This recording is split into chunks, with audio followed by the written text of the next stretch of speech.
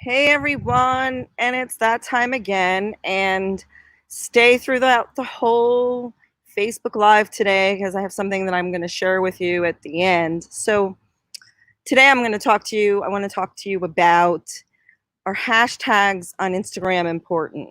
And I want to cover this because sometimes I feel that I'm clueless about hashtags, that sometimes I feel like I'm not really seeing any traction with the hashtags, and so I get frustrated. So basically what I want to tell you today is that I do think that they're important, and because I've done several tests now with using hashtags, using a few different hashtags, with not using any hashtags at all, and I know for a fact that if you don't use any hashtags, usually you don't get any likes or anybody even viewing your content.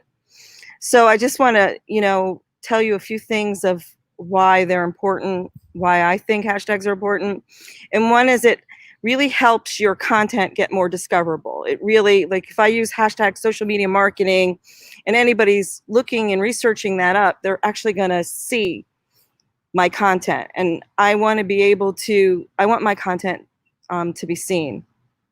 The other thing I want to say is hashtags encourage audience engagement. Like, followers, for instance, will engage in the content and they will engage with your hashtag. I mean, a clear example lately has been a couple hashtags that's been out there, such as hashtag Me Too movement, hashtag Black Lives Matter. Those hashtags, followers are actually engaging with them. So there's other stuff too, like other hashtags such as hashtag Instagram. Followers engage with that. So these are just a few. I wanted to mention that because you want to be using hashtags that other followers or people that are looking at your content are going to engage in. So the other thing is making sure you're using relevant hashtags, and that will get you I should say, not sort of, but will get you more followers. So how is that? So if somebody's looking up, like, for instance, if somebody's looking up Zoom users, hashtag Zoom or something like that, and they get on there and they realize that all these people are looking at Zoom, and they're, so they come and see your content. And maybe you're going to do a video about what not to do on Zoom. Well, somebody's going to read that because they're seeing that you have the hashtag and they had researched that hashtag. So that is kind of how the hashtags work a little bit. But here's the real thing that you should be really asking. I have a few questions that I want you to ask yourself. You might want to write these down. So question number one is, you need to be asking, this is what you need to be asking regarding hashtags. Do you know which hashtags are leading followers to your page? So you want to know that.